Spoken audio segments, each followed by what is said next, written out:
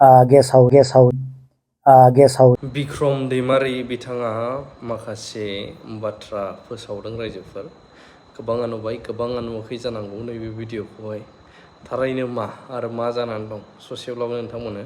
होलांनो सानो जेसेबां कन्ट्रेक्टरफोर दङ बिथांमोननि थाखाय मोनसे खौरां आं फोरमायहरनो गोसो जादों गोजौनिफ्राय अर्डार मोननाय बायदि जायफ्रा थांनाय सरकाराव बिल मोननो थाखाय हाइकर्टनि साहारा लानानै केस होनायजों बिल मोननो हास्थायदोंमोन बिथांमोना जिहेतु दा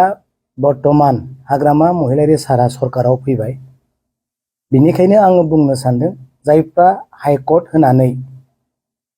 बिल मोननो नाजादोंमोन बिथांमोना गासैबो हाइकर्टनि केसफोरखौ दैखांनानै लाफिननो थाखाय आं खावलायहरदों खस्थ' खालामनानै आरो केस खालामनानै लानांगौनि गोनांथि गैथ'ला होननानै जोङो सावरायदों दा बिनिखायनो जेसेबां कन्ट्रेक्टरफोर दङ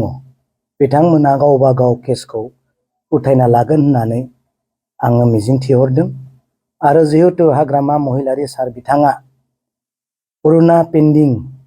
लाइबिलिटिस बा गोजाम बिलखौ होगोन होननानै खोथा होबाय बिथाङा जिहेतु सरकाराव फैबाय आरो गोजाम बिलखौ होगोन होननानै खोथा होबाय दा केस खालामनानै खस्थ' खालामनानै हाइकर्टनि साहारा लानानै बिल मोननांगौनि जेबो गोनांथि गैला होननानै आं सानो खारन हाग्रामा महिलारी सारा बुंखानाय बायदि नोंथांमोना बिलखौ मोननो हासिगोन बिनिखायनो गावबा गाव उकिलखौ एडभकेटफोरखौ लोगो हमनानै गासैबो केसफोरखौहाय फाइलफोरखौहाय उथायनानै लाफिननो थाखाय आं खावलायहरदों आरो उथायनायनि उनाव मोनसे नटिफिकेसन नोंसोरनियाव कर्टनिफ्राय फैगोन बे अर्डारखौ बा नटिफिकेसनखौ फैबाय थानाय बृहस्पतिबार आरो शुक्रबार जोङो गेस्ट हाउसाव थागोन नोंथांमोना लेखाखौ होफैनांगौ लिस्ट खालामनाय जागोन जायफोरा केस होदोंमोन नटिफिकेसनखौ लानानै बिल मोननो थाखाय जों केस लिस्टखौ खालामनाय जागोन बेनिखायनो नोंथांमोना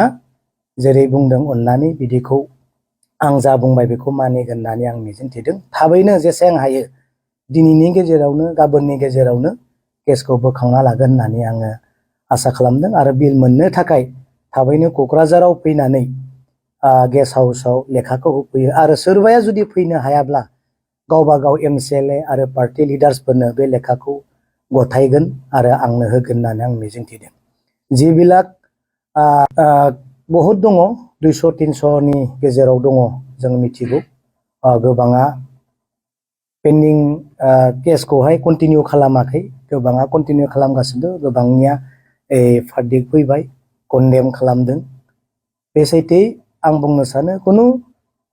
केस खालामलायनानै खस्थ' खालामनानै फैसा गारनानै बिल लानांगौनि प्रयोजन गैला होननानै जों सानो जिहेतु हाग्रामा महिलारी सारा बिलखौ होगोन होननानै खोथा होबाय एसेब्लाबो बयबो मोनगोन आरो बिब्दिनो दा नै जा नभेम्बर डिसेम्बर जानुवारिनि गेजेरावनो बिनि फिननायखौ बयबो थिखादारफ्रा मोननो थांगासिनो दङ जेबो जाया खस्थ' मोनगोन खरसा जागोन एसे एनैब्लाबो थांलाय फैलाय आरो उकिलजों कमिउनिकेसन खालामनायाव माबा मोनसे थायो जोंबो केस होनानैनो लादों आगोलबो केस होनानैनो सोरबा मोनदों क्रन'लजिकेल लिस्ट बानायदों बिनिखायनो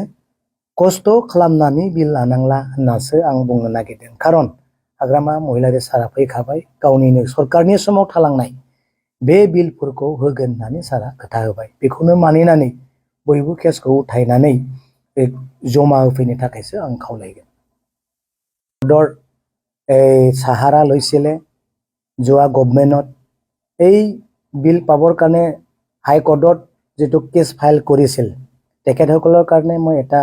অনুৰোধ কৰিব খুজিছো আৰু অৱগত কৰিব খুজিছো যেহেতু হাগ্ৰামা মহিলাৰী সাৰে গোটেই পেন্ডিং বিল অৰ্থাৎ লাইবিলিটিজ এই বিলবিলাকক দিবৰ কাৰণে আলোচনা চৰ্চা কৰি আছে তাৰ কাৰণে মই ভাবো এতিয়া কষ্ট কৰি হাইকোৰ্টত যায় টকা খৰচা কৰি বিল ল'বৰ কাৰণে প্ৰয়োজন নাই বুলি মই ভাবো তাৰ কাৰণে অনুৰোধ কৰিব খুজিছো যিবিলাক কেছ ফাইল কৰি পালে বিল ল'ব খুজিছিল তেখেতসকলে নিজৰ ফাইলটো উঠাই লৈ হাগ্ৰামা মহিলাৰ সাৰৰ ওচৰত আহিব আৰু মোক লগ ধৰিবৰ কাৰণে আপোনালোকে পাৰিব মোৰ হাতত কাগজখন দিব পাৰিব আপোনালোকৰ কেছ যেটো উঠাব উকিলৰ লগত এডভোকেটৰ লগত কথা পাতি আপোনালোকে বিলটো এই কেছটো উঠাই ল'ব বুলি মই আশাবাদী আৰু আপোনালোকক অনুৰোধ কৰিছো কোনোবা যদি কোকৰাঝাৰলৈ আহিব নোৱাৰে আপোনালোকে নিজৰ নিজৰ সমষ্টিত এমচিএলএ আছে আৰু পাৰ্টি লিডাৰ্ছ বিলাক আছে তেখেতসকলৰ হাতত দিব পাৰিব আৰু তেখেতসকলে নিশ্চয় মোক লগ ধৰিব আৰু দি দিব বুলি মই আশাবাদী অনুৰোধ কৰিছো বৃহস্পতিবাৰ আৰু শুকুৰবাৰ এই দুটা দিনত আপোনালোকে যিমান কেছ ফাইল কৰিছিল হাইকোৰ্টত উঠাই লৈ আপোনালোকে কাগজখন জমা দিব বুলি মই আপোনালোকৰ অনুৰোধ কৰিছো থ্যাংক ইউ হাগ্ৰামা মহিলাৰী ছাৰে কৈছে প্ৰথম পিএমবি মিটিঙতে কৈছিলে কোনোবা যদি আমাক অন্যায় কৰিছিল আমি অন্যায় কৰিব নালাগে কোনোবা যদি আমাক হাৰাশাস্তি কৰিছিল হাৰাশাস্তিৰ নামত আমি কাকো হাৰাশাস্তি কৰিব নালাগে আমি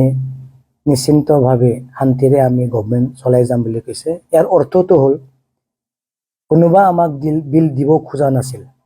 আমি এনেকা কৰিব নোৱাৰো বুলি কোৱা হৈছে না নাই তাৰ কাৰণে আমি যিমানখিনি কাম পেণ্ডিং আছে পুৰণা হওক নতুন হওক আলোচনাৰ মাজেৰে গোটেই বিল আস্তেকে পাব আমি কাকো অন্যায় কৰিব খোজা নাই যেহেতু আমাৰ মুৰব্বী হাগ্ৰামা মহিলাৰীয়ে আমাক কৈছে যে কাকো অন্যায় কৰিব নালাগে ইয়াৰ অৰ্থটো আপোনালোকে নিশ্চয় বুজি পাইছে তাৰ কাৰণে অনুৰোধ কৰিছো আপোনালোকে যেন এইবোৰ কথাটো মনত লৈ কামটো কৰি যাব থ্যাংক ইউ